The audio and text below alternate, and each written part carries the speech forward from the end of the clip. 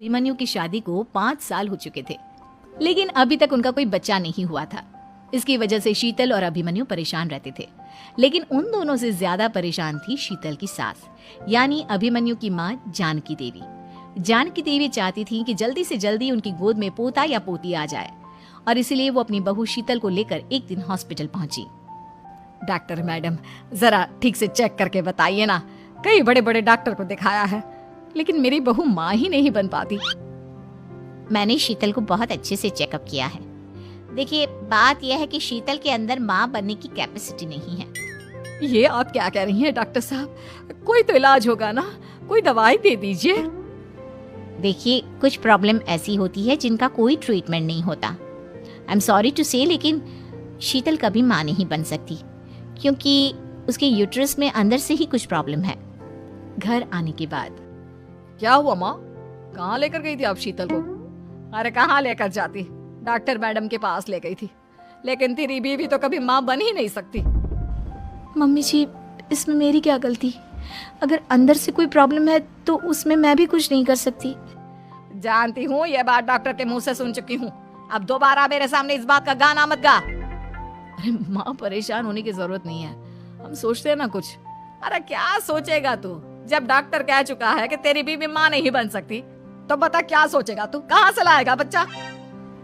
माँ, ये तो मैं भी नहीं जानता। अभिमन्यु, क्यों ना हम अनाथ आश्रम से एक बच्चा गोद ले आए? क्या फर्क पड़ता है बच्चा हमारा हो या गोद लिया हुआ? हाय, बड़ी बातें बनाने वाली। क्या फर्क पड़ता है? अरे क्यों फर्क नहीं पड़ता? मुझे इस वंश को आगे बढ़ाने के लिए मेरे बेटे का खून चाहिए, किसी दूसरे का नहीं। लेकिन माँ, आप जानती हैं कि ये अब पॉसिबल नहीं है। मैं कुछ नहीं जानती। मैं किसी पराये की औलाद को इस घर में अपना पोता या पोती बन के बढ़ता हुआ नहीं देख सकती। मेरा वंश मेरे बेटे के खून से ही आगे बढ़ेगा। लेकिन मम्मी जी, ऐसा कैसे हो पाएगा? आप अच्छी तरह जानती है ना, मेरा और अभिमन्यु का बच्चा नहीं हो सकता। तो मैं अपने बेटे की दूसरी शादी करवाऊंगी, और अपनी दूसरी बीवी से यह मुझे बच्चा पैदा करके देगा। ये आप क्या कह रही हैं माँ? मैं किसी और से शादी नहीं करने वाला। मेरे रहते हुए आप अभिमन्यु की शादी किसी और से करवाएंगी? मम्मी जी, आप ऐसा कैसे कर सकती हैं? तू बस देखती जा बहू, मैं ऐसा कैसे कर सकती हूँ। कुछ दिनों के बाद, अभिमन्यु, मैंने तेरे लिए लड़की ढूंढ ली है।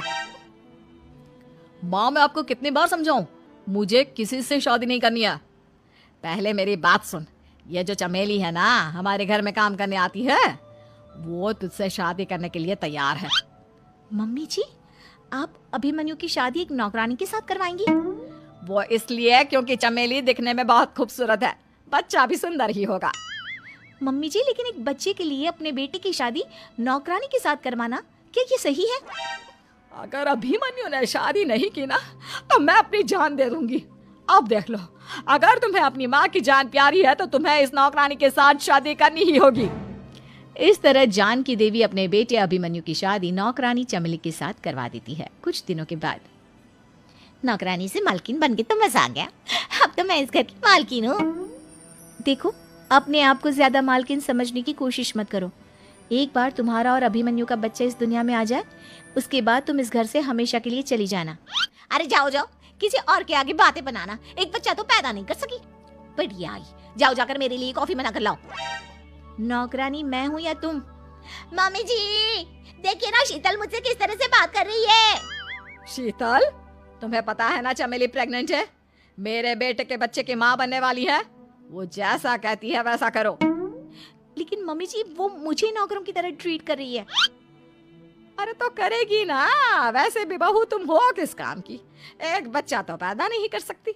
जाओ अब घर के सारे काम करो और चमेली को आराम करने दो।